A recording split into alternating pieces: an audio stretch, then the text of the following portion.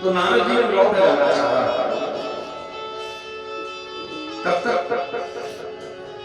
उसमें से एक स्त्री बोल पड़ी। वह स्त्री कहती है कि भो साधु मम चिंता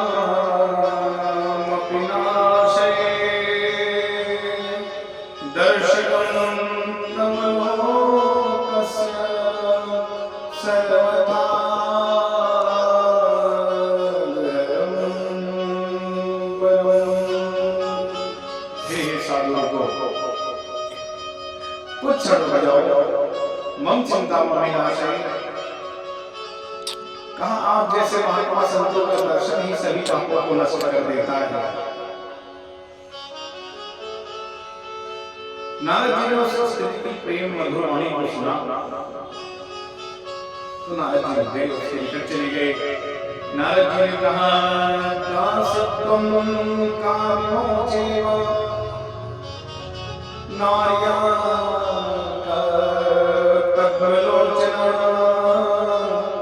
हे देवी तुम कौन हो?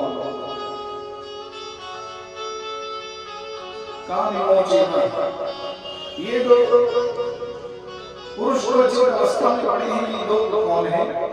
नारियां का कमलोचन, ये कमल नयनी स्त्रियां कौन है? नारियां कौन है? मुझे बताओ। भक्ति माता कहती हैं अहम कीर्तिख्याता इमो मये तनयो मतो ज्ञान वैराग्य नामानो कालदेहेन जर्जरो। हे महात्मा, हे नारद जी, मैं भक्ति हूँ। अहम अहम भक्ति विख्याता, भक्ति नाम से ख्यात हूँ, विख्यात हूँ।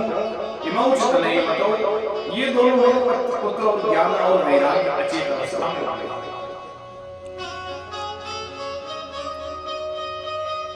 नारद ने कैसे, ऐसा क्यों हुआ?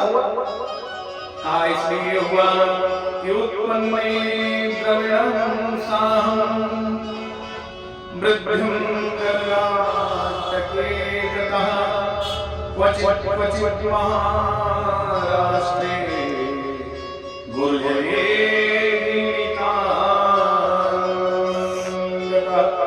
उत्पन्ना द्रविणी साहं। मेरा जन्म द्रविड़ प्रदेश में हुआ। मैं बस आजकल तमिलनाडु का क्षेत्र है, वह द्रविड़ है, जहाँ भगवान शिव का एक ज्योतिर्लिंग स्थापित है, रामेश्वरम। भगवान शंकर भक्तों के देवता हैं। सबकी पूजा करने से पूर्व भगवान शिव का पूजन करने का विधान है, क्योंकि बिना शिव के भक्ति की प्राप्ति नहीं होती। इसलिए भक्ति का जन्म ही द्रविड़ प्रदेश में हुआ है। फिर भक्ति कहती है वृद्धिं कर्णाटके गतः, मेरी वृद्धि कर्नाटक क्षेत्र में हुई। कर्नाटक में ही शिव माता का जन्म हुआ, इसलिए भक्ति का क्षेत्र माना जाता है, वहां भक्ति में वृद्धि की। वहीं भगवान ने शिव माता को दर्शन दिए थे। क्वचित् महाराष्ट्र, कहीं कहीं महाराष्ट्र जैसे क्षेत्रों में मेरा पूजन हुआ, मैं मानित हुई। गुर्जरे कहा जब मैं गुजरात प्रदेश में आई, धन के लोभियों पाखंडियों ने मेरा व्यवसायीकरण कर दिया। साधु का चोला ओढ़कर भक्ति का दिखावा कर पाखंड के द्वारा भक्ति को जीवशील कर दिया। जब भक्ति जीवशील हो गई तो ज्ञान वैराग्य भी वृद्धावस्था को प्राप्त हो गई।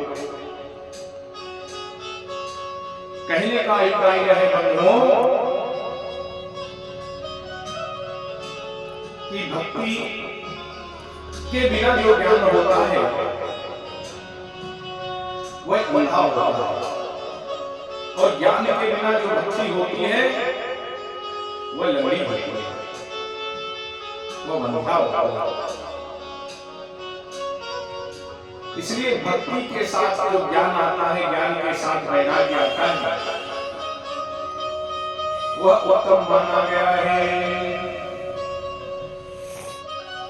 भक्ति कहते हैं अगर मेरे पुत्रों को ठीक न किया गया हो गया तो इदम स्थानं परित्यज्य विदेशे गम्यते मया, मैं इस स्थान को छोड़कर प्रदेश चला जाऊंगा। नारद जी भक्ति की माता की सारी बातों को समझ गए। नारद जी ने विचार किया भक्ति ज्ञान वैराग्य एक दूसरों के पूरक हैं। जिस प्रकार भोजन करने से तीन चीजें एक साथ होती हैं, पेट भी भरता है, बल भी बढ़ता है और इंद्रियां भी तृप्त होती हैं, उसी प्रकार ज्ञान और वैराग्य भक्ति के साथ ही बढ़ते हैं। कहा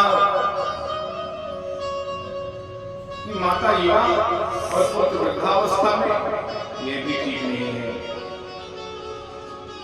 नारद जी ने कहा माता जी आप चिंता न करें, युगोऽयं दारुणं कली तेन लुप्त सदाचारो योगमार्गांस्तपांसि च। हे देवी, इसमें तुम्हारा कोई दोष नहीं है, यह कलयुग का लक्षण है। तेन लुप्त सदाचार, यहां सदाचार भी लुप्त होता चला जा रहा है। नारद कहते हैं जैसे जैसे समय व्यतीत होता चला जाएगा, वर्षे वर्षे क्रमेण जाता मंगलम दृश्यते, जो कुछ भी मंगल दिखाई दे रहा है यह सब लुप्त हो जाएगा। धन्य है वृंदावन, जहां आप अभी भी नवयुवती बनी हुई हैं। आप विदेश न जाइए, मैं आपके दुख को दूर करने का सारा प्रयत्न करूंगा। भक्ति माता ने प्रश्न किया कि जब कलयुग इतना अप्रिय है, इतना कष्टकारी है, तो राजा परीक्षित ने कलयुग को मारा क्यों नहीं? तो नारद जी कहते हैं तत्फलं नास्ति तपसा न योगेन समाधिनः, तत्फलं लभते सम्यक् कलौ केशव कीर्तिना। तत्फलं नास्ति तपसा, जो भोग तपस्या से भी नहीं मिलता, क्या योगेन समाधिनः, योग करने से, समाधि करने से जो फल मिलता है, तत्फलम लभते सम्यक् कलौ केशव कीर्तना। इस कलयुग में भगवान के भजन से उससे अधिक फल मिल जाता है। कहा है ना, तुलसी बाबा मानस में लिखते हैं कि कलयुग केवल नाम धारा, सुमिर सुमिर नर उतराहि पारा। यह कलयुग केवल नाम के लिए ही है, भगवान का नाम ही इस कलयुग रूपी भवसागर से पार करा सकता है। नाम संकीर्तनम यस्य सर्व पाप विनाशनम। देखिए राजा बुरा ही होता है, राजा दोष नहीं देखते, राजा बुरा देखते हैं। कलयुग में इतने अवगुण होने के बावजूद नारद ने कलयुग को छोड़ दिया खाली इसीलिए ताकि कलयुग में भगवान का नाम लेने से ही मनुष्य का कल्याण हो जाएगा। इस कारण से राजा परीक्षित ने कलयुग को मारा नहीं, छोड़ दिया।